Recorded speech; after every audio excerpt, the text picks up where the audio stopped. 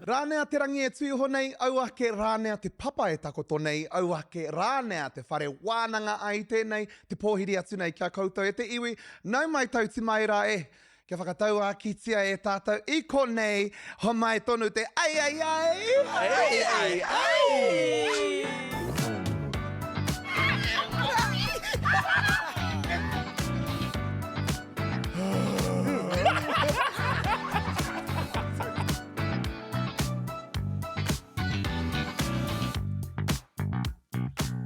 Alright, Mama, he porn star hau. A e hara I te kupu tuturu, well, not yet anyway. A kene ka kite I te mea koe nā te kaupapa kōrero I te rāne. Ko ngā whetū porn. Actually, how te kupu Māori mo te porn? Ngā te mohi o ke rānei te tahi. Ka. Kau. We can't say porn. Actually, Kai whakari ai? Pono. Kai whakari ai. Kai whakari ai. Mama he whetū kai whakari ai au. Koe nā te kaupapa kōrero I te rānei.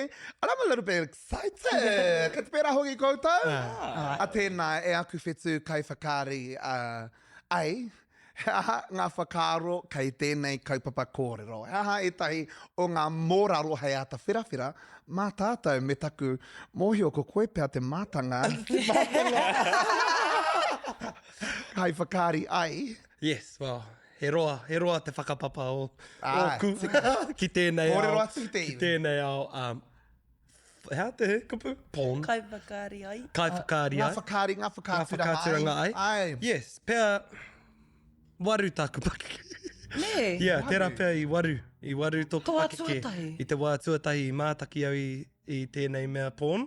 Nā tāku tuakana ki anu. I whakaatu mai ki anu. Kia ora Keanu, shout out to the boy Keanu right there. Yeah. Yeah, Marco threw under the bus. Oh, well, kōrua tahi e mātakitaki ana. Ai, mā takitaki I te he wahine mehe tāne and I tino ohorere tōku hanga I te kite I he ure e uru atu ki tētai tara. But at the same time I was like to my bro, hey, have you done this, yeah? Te kauma tahi tōna pakeke. Heaps, bro. So that's how uninformed we were as Taiohi. And yeah, I think it's a he mea he pai tēnei hōtaka kia haumaru o mātou tamariki ki tēnei ao. I mohi o rānei koe nā te huarahi, te wheako, tēnei mea te ai, I mua I tō mātaki, I te kiriatara, I mohi o rānei koe ka pēra. Pēr no tōku, tērā pēr no tōku oku wheako ki te pāmu. I mohi o moata. yeah. Pēr I te wā Ka kitea ngā kararehe, ka kitea, e pēra. kakau. Yeah, mahi Going ana. hard. And then I pātai Pēhea atu ki nei? tōku pāpā. No, Yeah, ka taka te kapa. yeah, but pēr, yeah. Rima tōku pakeke I te wā I tino uau yeah. ki tēnei kaupapa. Ai. Yeah, I Pēra, mārama pū. kōrua wahine mā. I think, whetū taku tau. E hara I te mea I mātakina te porn. Engari, e rua o aku matua keke, they thought it would be funny to show a 7-year-old American Pie. Ko mātakina tērā? American Pie? Koe nā Te kōpa ki Yes. Aporo. Ia, koira taku a tuatahi ko ki te tērā. Nā ka hoki mai taku mama e ka kohitengi a rāua ia. She was like, why are you watching them? But yeah, koira taku a tuatahi ko ki te tērā. Engari, kua rongo au, ngā kōrero ina ia mātou I te kohanga I te kuru kaupapa mō rangi nui papa. Tā ne hine ahu one. Koira te wā tuatahi rongo ai mo te hanga tangata. But yeah, porn, ne. Nā, ahua pakeke au. Ahua, what? Ka pai, te tuhi. Marima. Engari, he aitua tērā, I haere mātou ko okua ki te toa, DVD shop, hoko DVD, I whakaro mātou he pēra kia Bring It On. Taua nei te mea cheerleading. Oh yeah, cool. So I tiki mātou whakahoki, whakaka and karekau. Kara tau te mai kākuhu mo te katoa o te... He momo cheerleading anō. Ai, ne? koera He taku momo wātua tai, cheerleading and anō. you know what? Nah, I was like, wow. E maharana koutou ki tērā ruma iti at the video shop, you know, te mea mo ngā pakeke ki reina ki ana. Ka paku. Kare tare i raro rā. Ki ta mai te koe, ne? Ki ta, you know. Te i ngā u, me ngā whetū e huna ana i ngā nipara. Oe anora, e nei, ko reo te one. He aha te wātua tahi mātaki hia e koe e rao ngā kiriata. Iwa pēr? Au, ka pai. And it was my first cousins too. I remember them bringing in, and it was at my whare. They came in with a magazine and was like, "Oh, have you seen this before?" And I was going, "What's that?" And then yeah, exploration started. Pretty much. A hau tonu, actually, it's almost like a traumatic core memory. You know, I te mātaki a hau I taku tuakana me tana hoa e purei ana I tetahi kemu, online game. Ana ko te whainga o tērā kemu, ko te whakaipoipo. Yeah. Nā, I te wā ka maui a koe tō hoa, ko hoki ki te whare, ana I tērā wā tonu I kitea te ure e kuhu atu ana ki te tara, mai muri. Ka ohorere au, ka reo I mohio ka pērā te tangata, e whakapai ana hau ahua ono pēr. Aku tau I tērā wai taku ki te atu I tērā tu āhuaranga. Aha koa ia he kemu, he porn still. He porn tonu tērā tu āhuaranga. Oe anora, ia tātou e kōrero kemu nei, kei a te one te kemu o te rā. E kau e hoa kei ai. Yeah, that surprised you, tērā. Nā, ko te kemu, ka pānuiti au e tahi kupu, ko tā koutou, he tohu mena, he overrated, he underrated rānei. Ka pai? Ka pai. Tērā pēr he kupu hau e tahi o nei kupu Māori, hoi no. Kupu tuatahi. Ai tere. Quickies. Underrated. Underrated. Mea hoki. No, Yeah. I can feel. Overrated. Kare koe I te Ne. pai. Hara I te mea, ka reo I te pai, engari. I think it's too over. Pai ake ki au te moe roa. Pai ki au ngā mea poto, mai a te mahi e puta I taku moi ngā tae. Ai. Hoki ki tō kanga. Kei te hia Ka moe kite. au nāne. Kōti. No, aua rite au kia pere. Ngari, pai ki a koe te poto?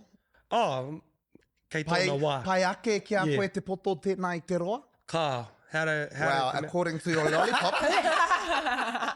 Ka pai, kupu tuarua. Kōrero reka. Dirty talk.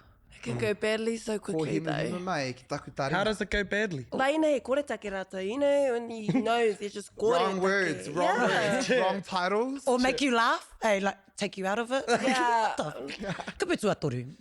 Tito e tahi, piko e tahi. Mutual masturbation. Sure.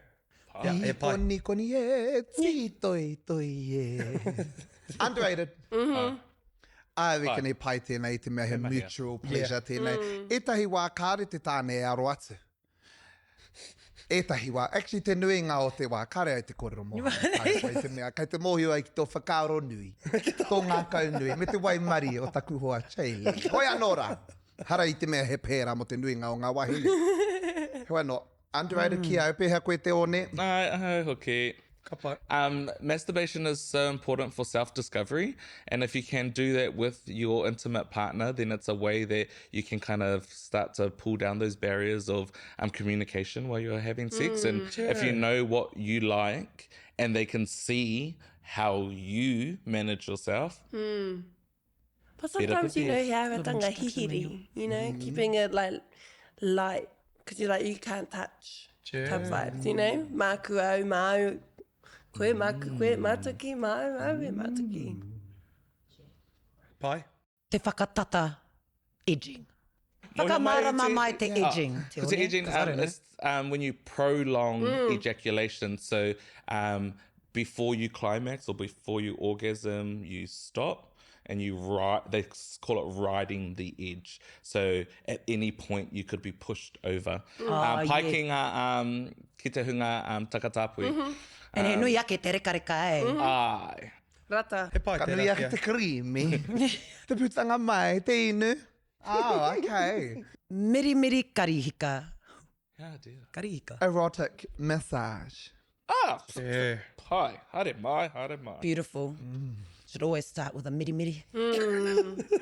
Ono, vai pai ki ngā miri-miri. Whakamahana te tirana. Mua i te ai. Te karau rata kia pāu, pāngia au e tētehe engari taku hoa. He pērā rawa tō ngā kaunui. I love non-selfish lovers. Ka te rongo au I tō ngā kaunui ki te whakanui I tētahi atu. He pukenga tērā, he taonga tērā, kaua koe e ngaro. Ki tērā taonga, waimari e o hoa. Ahoi anō rā. E te whānau.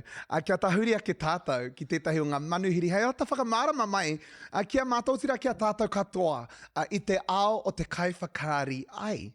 Ana tēnei o ngā wahine kua tūhono mai, ki te whakamārama atu I ana kōrero, I ana mahi o tirā, ki te kōrero tahi, ki te tāpiri mai ki te whare wānanga o ai. Zarita tēnā koe, kia ora Zarita! Zarita! You are looking absolutely stunning, my girl. Thank you so much for joining our whare wānanga today. Please tell us a little bit about yourself, where you're from, and a bit about your mahi. Kia ora, thank you guys so much for having me on today. So I'm really excited. I am a Māori and Mapuche porn creator. I'm from Aotearoa. I've been doing this for about 2 years while studying. And yeah, I'm just excited to have a kōrero. And I'm always keen to talk about, I guess, my experiences as being a Māori wahine in the industry, because it's very limited. There aren't many of us. But it's definitely something that I think I want to decolonize and make my mark on it. And so, I'm really excited. So thank you for having me. No, we're the lucky ones here. For me personally, how do you decide on content? On content, that's a really good question, because I feel like it can definitely range and stuff. Some people will adapt that content to the market. Personally, I don't. I do what's authentic for me and what I'm comfortable doing.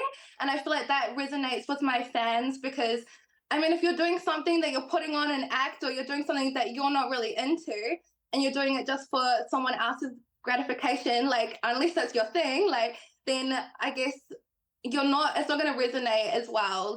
And I guess it's not going to show that you're enjoying it.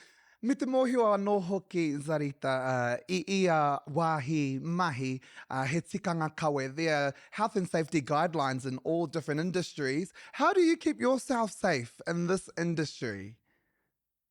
Yeah, safety is really, really important in this industry, because I'm signed to a production company as well. So having ethically produced pornography is the most important thing. So ensuring everyone's safety is number one. And so we don't do any type of production or anything unless everyone has full health checks and everything like that every single time before we shoot. And I think that's a good way. Everyone should kind of be doing that when you are, I guess, having multiple partners and you are having unprotected sex and stuff, whatever it may be, even if it is oral sex or physical sex, everyone should be getting sexual health checks. And so it's a good practice to have, but I think it's a little bit more intense when it is that industry, because there is a lot of health and safety guidelines and stuff, and a lot of protection. You want to make sure everyone else is protecting you yourself. So we definitely have regular checks and stuff. And So because you must spend a lot of time in this space, what do you do outside of porn or your OnlyFans? I'm a full-time student at the moment. So hopefully I'll graduate in a year, but I keep it hush-hush what I'm studying. So I don't because I guess cyber safety is quite important. So I guess I keep it on the DL, what I'm up to, what university I'm at and stuff. But I'm in my final year at the moment. So I guess that's why I like having the option to be in this industry, because it gives me that flexibility to study full-time. So I guess outside of this, I'm a massive nerd, and I pretty much just study all the time. Zarita, mō te pono, mō te maia, mō te reka hoki o ngā kōrero. Tēnā koe, thank you so much for sharing insight into your world. Hoi anō rā, kei te noho miharo mātou I a koe me tō ātāhua. Tēnā koe I piri mai ki tēnei wānanga. Thank you so much for joining us. Bye! Thanks, Zarita! Zarita! Hoi anō rā. Kātai te wahine ātāhua. Yeah. Hea ngā kōrero pai puta I aia?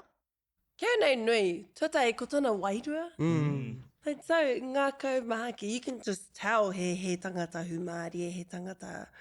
You can tell she's a geek, like, pai ki a te ngā mahi ākura.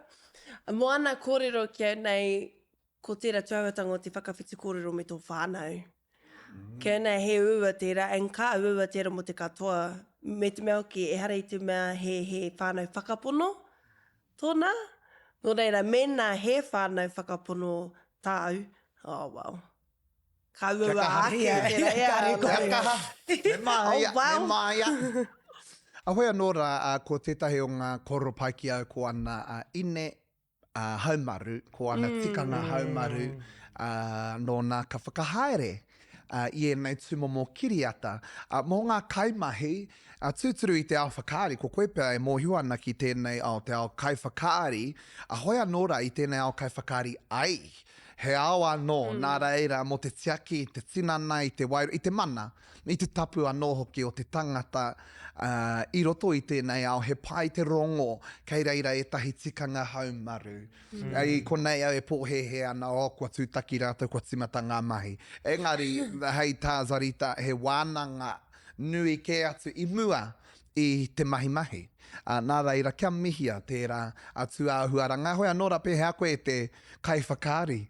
Kua hia pē koe kia tāpiri i te ai ki muri i tērā taitara. Tērā pia. You know, I'm not going to say no now. He tangata tūwherau me taku tinana, you know, hara i te mea ka kaha huna au i taku tinana, but, you know, ko te mea paiki au, ko tana rautaki haumaru, whakahaumaru iai anō. Ka kore ia e tohaina tana ingoa tūturu, you know, ka kore ia e tohaina keihia tana whare wānanga. No reira, e mihi ana ki tērā, me pērā hoki e tahi wana hoa pia, ne? E noho haumaru ai rātou. I te mea, e hara i te mea ka pēnei rātou mo te roanga o tā rātou oranga. Tērā pia he huarahi tēnei, hei utu i te whare wānanga, ka mutu ana te whare wānanga, ka puta hei mahi i tētai atu mea pia. No reira, e mihi ana ki tērā whakaaro. And yeah, she's great, Zarita. He hoa ia ki au. And yeah, she's always been great, always been open. Tūturu mō ngā kai whakaari wahine, nei? Yeah. E hara i te mea he itiaki te tapu o ngā kai whakaari tāne. Engari, he nui ake ngā mōreareatanga mo te wahine i tēnei ao mahi. Nā reira, kia mihia tana māia, ki te whakakanohi mai i tērā ao. Te one he whakaaro kei tērā ātaha. Pai te rongo. It emphasizes from our other episode around regular testing. And he ahua ori ki ngā whare ai. So like, these are the same precautions that are put in place or same things that would happen in a like a brothel or a place like that, the regular testing, even the intimacy coaches, you'll find them there as well. Normally they'll go through a script of what they're doing and what is it okay if you if the other person grabs you here. Normally there's a bit of a role play that happens before any of that stuff happens. So it's pai te rongo. Good that everyone's keeping themselves safe while they have fun. Kia te tiro ake ki etahi o ngā tauranga, e mea nei, 75% of New Zealand 14 to 17-year-olds have seen porn. Nā reira, te nuinga o ngā rangatahi kua kite ke i enei tūmomo whakaari, i enei tūmomo kiriata. Tuia hoki ki tērā, e mea na 73% of New Zealand young people that watch porn say they use it as a learning tool. Koena pia tētahi o ngā wānanga pai mā tātou i te mea, e whakapono ana tātou he rauemi pai? Kao. Tēnei? Mena koe he wahine... Tērā pia, e tahi wahanga, e. Mena koe he wahine ratana ki ngā wahine kau. I te mea kua waianga rātou. I'm just outing myself, which means I'm mātakeo. Anyways, i te mea, kua waihanga au momo whitiata mo te tāne. Kia rata ki te tāne. Koena te mate, ko te nuinga o ngā kiriata ai, he mea ringa tohu e te tāne, ne? Akāti, me mutu aku pahu i konei. Kia tahurea ki tātou ki te whākinga o te rā. Kei awai. Ke konei. Ka pai. He waranga addiction. He waranga nui tā tōku tāne ki ngā whitiata ai a ipurangi. Porn. I te timatanga, kaore he raru. I mātaki tahi maua i ngā kiriata ai, ka whai ngā nohonga a ngā kiri whakaari ki te whakahihiko i ngā mahi ki te moinga. I pōhehe au i noho motuhake te mātakihia o ngā kiriata e maua. Heoi, i tīmata au ki te kite i aia e kaha whāwha ana i aia no. I kino rawa tana waranga, i te mea he nui ngā wā i oho ake ai au i wainga pō, ko ia tērā e mātaki ana i ngā kiriata ai, otira e whāwha ana i aia anō. Ahakoa i te takato kirikau au ki tāna taha. E mohio ana au e hara nāku tēnei hara, engari, ka tino heke te wairua o te tangata mehe mea hiahia ke ana tana tāne ki te mātaki i enei wahine ki tāna waia. Kaore i te hiahia mai ki au. Tuatahi, mea hau. Tuarua, me pēhea taku āwhina i aia. Wow, i rongo au i a koe ke ka mai ana. Ha koe ke ka mai nā e tahu e. Takato kirikau noa. Kuna mea hātiki ko te, kirikau tō hoa, well, very good, isn't it? Wait, what you Well, hara te mea he kino te mātaki porn, and te whāwha i a koe anō, even if your hoa's there, but he rereke mēnā e moi ana tō hoa, and he kirikau ki tō taha, and you're just here scrolling away on someone else, he rereke tēnā. Pea, just ko tērā tōna taira, you know? Ki au nei, ko te kōrero te pea tetahi o ngā huarahi māraua. Engari, karau i te whakahe i tana hiahia, i etahi wāpea he pai ki tētahi mana anō tana parati e kukume mai, tēnā i te tahuri ake ki tētahi atu. Hoi anō rā pēhea koe te one? Yeah, this one's a bit of a on the fence kind of a vibe. I'm on the other side. Okay. So I think what comes to play here is the fact that you're in a relationship and there's someone else involved. You're no longer, it no longer just affects yourself. And I actually know a few examples with some of my friends who have experienced this. Some are managing, others have that relationship has ended. And most times it's because of how the wahine or that partner has taken it or is managing what's happening. On one end, a partner after sex was going to go watch porn and having a tits, you know, after already sleeping with their partner. And then on the other hand, the partner likes to wake up and see their man going for it, you know, but then it's the porn that's the problem for that one. So there's so many different things, and it's up to the individual. If you're having that conversation with your intimate partner and it's okay, like they are okay with that, kids pie. But you can't just think, because yes, kids pie, you can watch porn. If you're an adult, those are the things that you can watch. That's entertainment that's been created for you. However, when you're in a relationship, yes, you should still be able to explore those things. But if your partner then voices that it's a concern for them or they don't like it, then there needs to be some kind of mutual understanding, or you need to come to some kind of consensus. It's very important that that communication happens in that space. But it can't just be, porn's porn. I've been watching it before we were even together. It's nothing more than what it is. Well, it's good you know that, but does your partner know that, you know?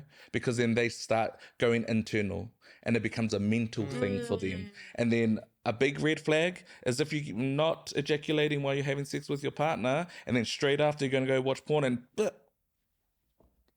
kāre te pai. Nah. I don't know, Mena ko au te wahine, and like, you know, it's like kai. Mena rānei kua tunu au i tētahi kai mau, and you have a nibble, and you wait for me to leave the room, then you Uber Eats. You know? How te mate ki taku kai.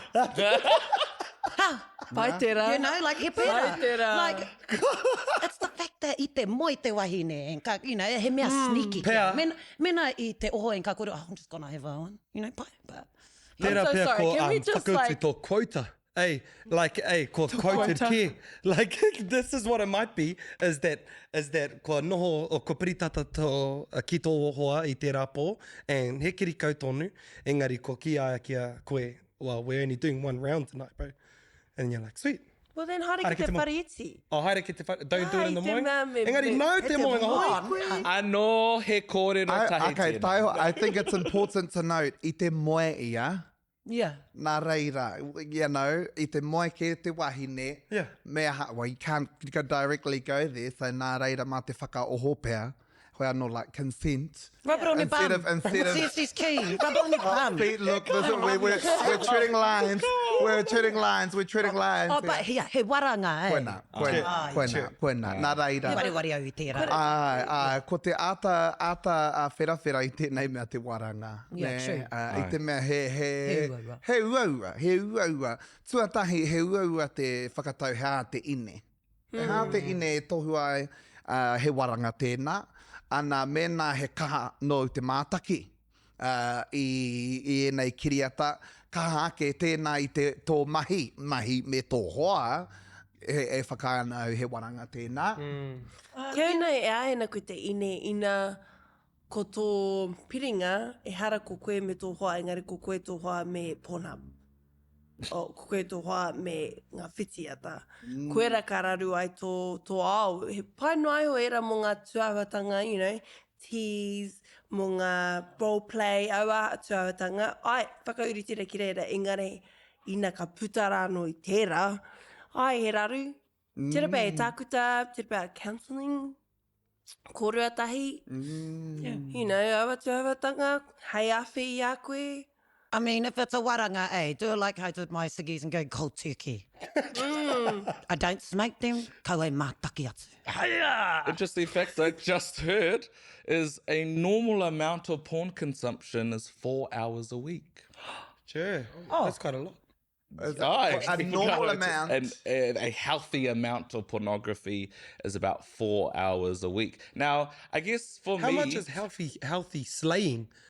Oh, ngā mea, all the time. Ko te All the time. ao te po. Okay. No, I think That's me here, off. I think here the important part is it's identifying when what you're doing becomes unhealthy. So we talked about watching porn, pai tera, masturbating, pai tera. Excessive watching, excessive masturbating, kāre te pai. When you hit excessive can be different for individuals as the impact of what they're watching could be different. So you could have people that watch 4 hours worth of porn and then porangi haere. But then you might have others that's just the tip of the iceberg. But then for me, unhealthy signs would be things like, and I know this through experience of individuals, is watching porn on your drive home from work. How high? Like, you know, so like... and then Foreplay.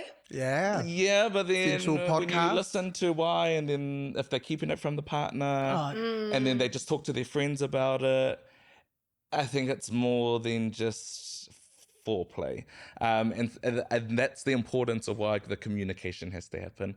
But unhealthy, if you're watching so much porn that then you think you can reenact those on your partner, you don't see the consent, so then you don't actively practice consent.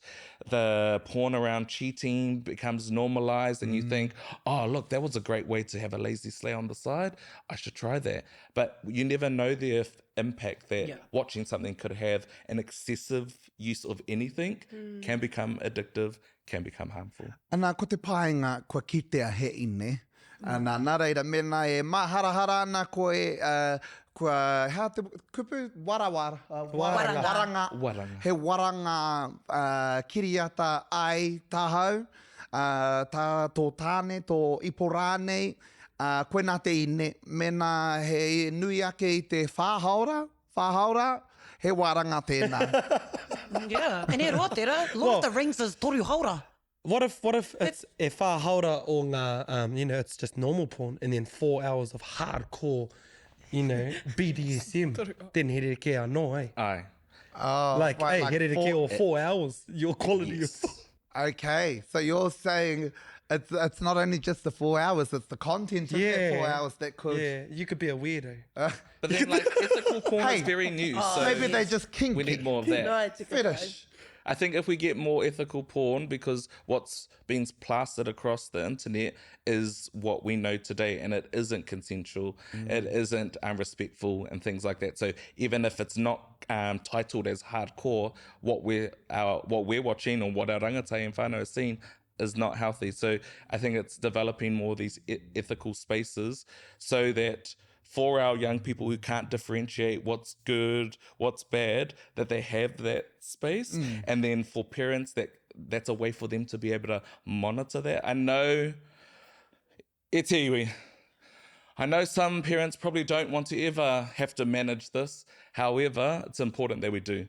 If you can, this is a way that you can help your rangatahi to be able to guide them in a way that's healthy. And so that you know too that the examples given to them are good examples, and you know that, yep, well, at least I know my tama's out there being safe, or my kōtiro's out there having fun, but still staying safe. Very interesting you say that, Tony, because I just read this fact. 70%, whiti te kaupāheniti o ngā tātou rangatai, believe porn encouraged them to see women as sex objects. So it's good you say that, eh? Because that's what some of them are thinking, you know, listening to porn. So pai te rā.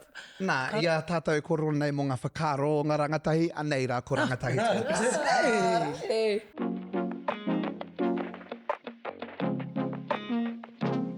Ko māta ki koe I te porn. Do we need to answer these ones or? Aye. Into actual porn. Well, Oi. Ka hore. yeah, I mean, I guess so. My mom don't watch this. Ko māta ki hau te porn. Aye. Aye. Ko māta ki hau te porn. Do you think porn influences our deep and real understanding of sex? Hell yeah, I reckon. Like the intimacy of sex, how intimate it is. It's different in porn, I guess. Like it's influenced sex to be more aggressive than it is to be loving. I definitely think it does. It doesn't really show a real version of what sex is and what it can be, and like a really sometimes overdone version of it. Mō ngā tamaiti, like, kāre anō kua mahi tēnei mai rā ka mātaki I rātou I tērā pēka whakaro rātou, tērā te mahi, and then ka puta and kāre he pēra. I wouldn't really say. I mean, I feel like it gives you, you can explore it for yourself to see what you like. Like you can see, but like, I just feel like it's all too, it looks too fake.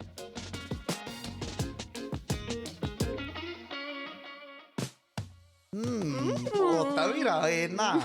Koe nei, koi ai rātou, nera, e tuhi A tēnā whakawhāriki hia mai o whakaro mō tauira. Rawe, kia nei he koe te iri kapo. Me tā rātou koe te tauira atu, e hara I te mea he tuturu. E hara I te mea koera te ngā huatanga ka whai e rātou. Ai, kua mātaki, te nuinga, engari, kua ki te rātou, he āhuatanga, he whiti ata tēnei, e hara I te mea he tuturu. Koera te painga o tērā, kia nei mo te hunga ka mātaki I te mea mā tērā, ka moe o koe, o ka ako koe rānei, he hanga painga ki a koe. I reira rereke ai. Ai, rawe. Ngā, kei te noho ohorere au ki enei te tauranga I te mea. Kei te tika rānei enei, e mea ngā rangatahi, kei te mōhio ke rātou, he aorere ke. Akene he waona ka whakamātau I etahi o ngā nekehanga, ngā nohoanga tū, ngā rānei, ka kitea I e rā kiriata. Hoi anō rā, te ahua nei, kei te mautonu I a rātou te tino ngako e hara I te mea he tūturu. E rā o ngā kiriata. Nā reira, he tohu pai tērā ki a hau, e tuki ana ki ngā tatauranga ta kōrero kētia e tātou. Ana tahu poe, ko tahuiri ke o whakaro? Mānei, tautoko ke ana. I'm still stuck on the 4 hours. Don't get stuck on the 4 hours. Nēnā e whāhaura o tō mataki I te porn, then you're very inefficient. You know, rua meneti ana ki moku.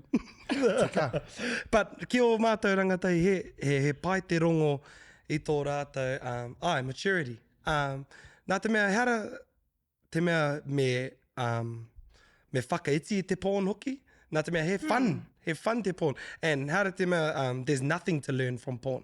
Because kei reira hoki ngā positions, kia whakahihiko i tō mahi ai. Yeah, so I think we're just moving in a direction mai o rangatahi so that they're haumaru on them. And kia mārama pū entertainment anake. Yeah. Pai te rā whakaro. Hara i te mea he kino rawa. Nei kiriata. Kaua e mataku. Tangohi atu ko ngā paenga o ngā kiriata. Kaua ko ngā kino a nā ka whaihua. Nā ko i te osinga atu ko te mea nui kia whaia ko te haumarutanga. Koina te tai tūts. Hao koro whakakōpani ake i te wānanga nei? I kite au i te āhua huiki ētahi o ngā kōtiro ki te kōrero mena rānei kua mātaki atu i te pōn. I te mea kei reira ētahi pō hehe, ko ngā tāne noiho e ahe ana, or it's more acceptable, it's like a guy thing. Engari, he nui aku hoa ka kaha mātaki atu era, i mua atu i te ai. So, kia kaua pēra ngā whakaro rangatai, mā ngā wahine. You know, it's for everyone. Maybe not the hardcore ones that the British like, but tērā pia he mea aua. Oh, he anime, he porn anime, hey. Sure. Tērā pia mau tērā. Yeah, just Ko mātaki atu era, he... Hentai? Love them, cracker.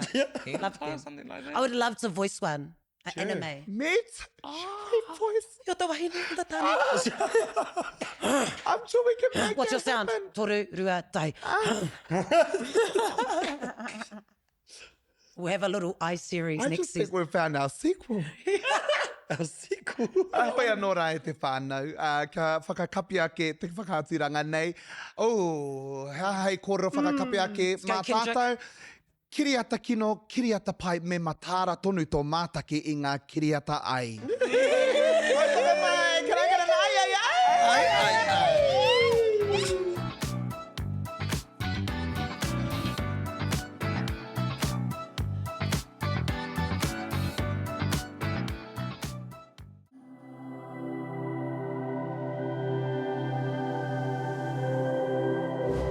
Ko te reo, te taka.